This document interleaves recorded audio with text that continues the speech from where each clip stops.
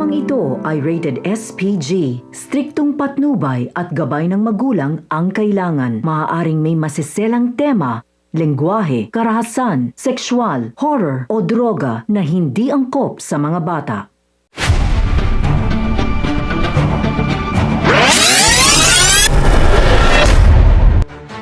Mga kapamilya, itinanggi nga ni Rigor ang mga paratang ni Tinding at tagbanta na simula ngayon ay wag na silang gagawa ng kasinungalingan dahil kung hindi umano ay lumayas na sila. Nagulat ang mga tsismosa dahil sa biglaang pagdating ni Marsing at Nita. Tinapat na nga ni Nita si Roda at sinabi na kinakailangan nila ng matutuluyan pansamantala. Kaya dito sinabi ni Roda na kung gaano sila kabilis umangat ay ganoon din kabilis ang kanilang pagbagsak. Hanggang sa pumayag na nga si Roda na doon tumira ang mag-asawa. Kapalit na babawasan ng upa nito mula sa 5,000 ay magiging 3,500 na lang.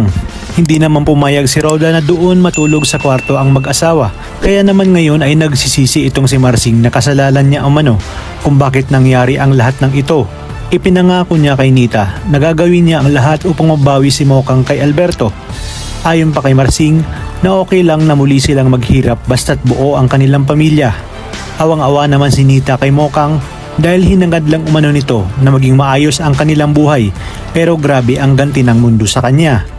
Sa kabilang banda, tuwang-tuwa si Olga dahil napalayas na rin sa wakas ang mga magulang ni Mokang at bilang na rin daw ang mga araw ni Mokang sa mansyon at madali na ito. Isang problema na lang ay tiyak na susunod na ito sa kanyang mga magulang.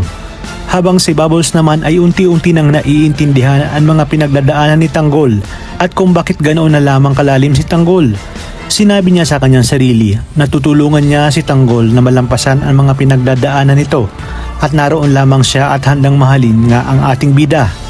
At ang mga dapat nating abangan ngayong Biyernes. Tinawagan na nga ni Olga si Balatukan at nagbanta na kapag hindi ibinigay sa kanya si Tanggol, ay siya mismo ang pupunta sa kulungan at sapilitan niyang kukunin si Tanggol.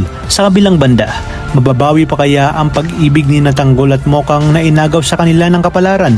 O tuluyan ng mahuhulog si Tanggol kay Bubbles kung kaya't may mangyayari sa dalawa? Matapos itanong ni Tanggol kay Bubbles na kung sakali ba umanong muling bubuksan niya ang kanyang puso, ay handa ba itong tanggapin ni Bubbles? Unti-unti na ring maghihinala si Tess sa mga paratang ni Tinding sa kanyang asawang si Rigor dahil sa pagiging malamig nito. Sa inyong palagay, imumulat na kaya ni Tess ang kanyang mga mata upang malaman niya kung ano ang katotohanan tungkol sa panglolokong ginagawa sa kanya ni Rigor? Kaya naman kapamilya, pakatutukan natin ang mas kapanapanabik na tagpo dito lang sa pambansang teleserye ng sambayanan, ang FPJ's Batang Quiapo.